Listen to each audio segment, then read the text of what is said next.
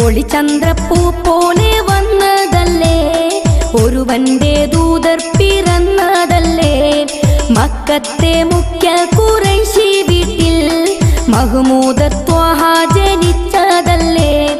ഒളിചന്ദ്രപ്പൂ പോലെ വന്നതല്ലേ, ഒരുവന്റെ ദൂതർ പിറന്നതല്ലേ.